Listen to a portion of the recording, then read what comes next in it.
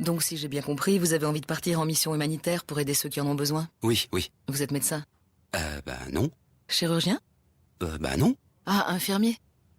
Non plus, je suis boulanger. Ah bah dans ce cas, je ne vois qu'une solution. Vous reprenez vos études, vous faites médecine et on se revoit dans une dizaine d'années.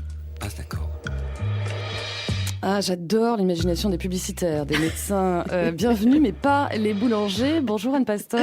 Bonjour Laurence. Alors, dans votre chronique voyageuse Mon œil, vous nous parlez à l'inverse d'humanitaire ouvert à tous, aussi bien d'ailleurs à des plombiers qu'à des boulangers d'abord. Exactement, et c'est l'originalité de cette ONG, Planète Urgence, créée en 2000 par Hervé Dubois, qui est un ancien responsable de Médecins du Monde. Alors son idée est toute simple, proposer à des volontaires, à vous, à moi, de venir sur leur temps de vacances, tout simplement transmettre leurs compétences, aider des enfants ou participer à la protection de l'environnement dans un pays en développement. Alors cela s'appelle les congés solidaires. C'est payé ou pas? Forcément, la question se pose. Dans la moitié des cas, les entreprises financent le congé solidaire. À la moitié des cas. Bon. Dans la moitié des cas, c'est déjà pas mal. On peut faire directement la demande auprès de la DRH de son entreprise. Finalement, c'est l'humanitaire, sans être un expert. Et c'est ce qui fait d'ailleurs la force de cette ONG, où les profils sont extrêmement variés.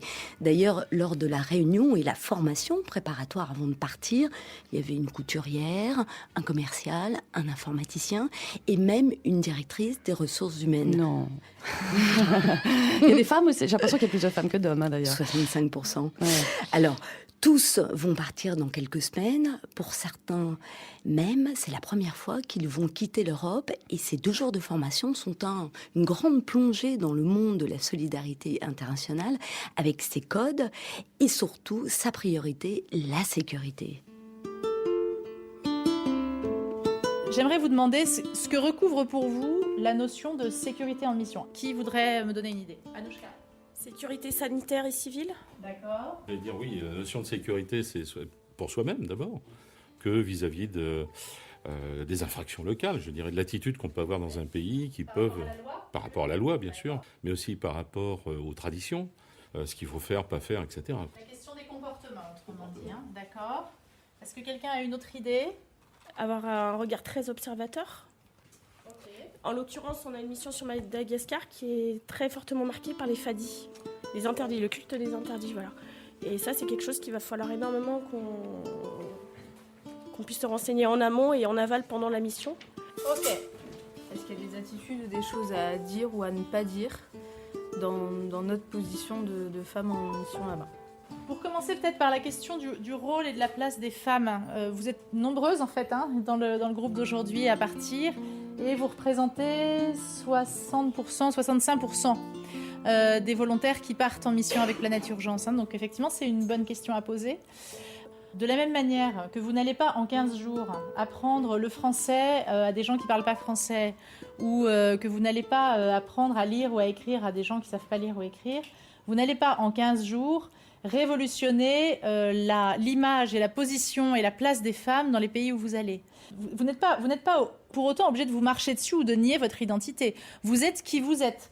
Vous êtes des femmes occidentales qui partez avec votre identité, apporter un savoir-faire. Vous êtes des professionnels en fait, en mission. Je pense que finalement, rester ancré sur cette posture du professionnalisme est encore ce qui peut vous réussir le mieux dans à peu près toutes les circonstances. Alors, bonne mission à tous. Alors ça y est, la formation vient de se terminer, il n'y a plus qu'à partir. Ça donne vraiment envie de partir cette formation. Là, j'ai vraiment hâte de retrouver le Bénin, Parakou, la ville de ma mission. Je ferai là-bas de la formation en ressources humaines. J'y vais pour donner un sens à mes congés, donner plus globalement un sens à ma vie aussi. Pour partager, pour m'ouvrir aussi sur le monde et pour apprendre aussi au contact de cette population que je vais trouver là-bas au Bénin. Qu'est-ce qui vous fait le plus peur? Alors après, peut-être une question de doute, quoi. Est-ce que je vais être à la hauteur? Mais j'ai tellement envie que ça soit le cas que je me dis oui, je le serai. Alors, on part à 4 volontaires, 4 endroits différents de France. Je suis la seule à partir pour une première mission. Mon rôle principal, je pense peut-être, c'est apporter peut-être un petit peu de sang neuf.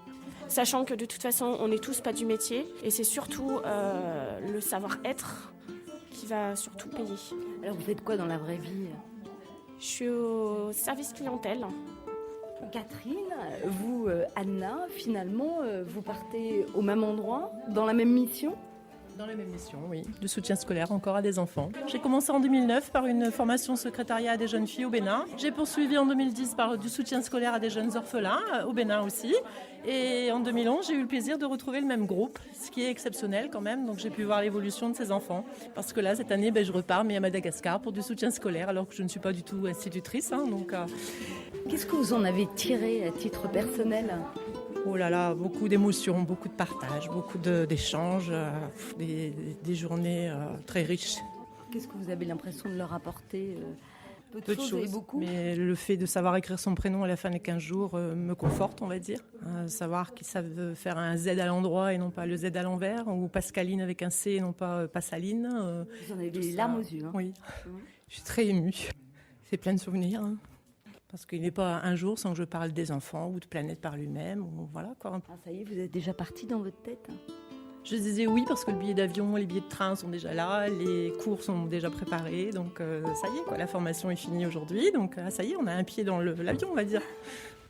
Et ben voilà, le savoir-être plutôt que le savoir-faire. J'aime bien cette expression. Il n'y a pas besoin d'être expert en humanitaire. Le coup de pouce utile. Et en tout cas, ils ont tous envie, que ce soit de former une équipe de football féminine ou alors tout simplement compter les animaux dans un parc au Cameroun ou pourquoi pas, Laurence, former au métier de la radio. Ça, c'est plutôt pour vous. Moi, je vous sens assez tentée par l'aventure. Pourquoi pas? Voilà. Je vais demander à mon DRH. Exactement. Les congés solidaires, une autre façon de voyager.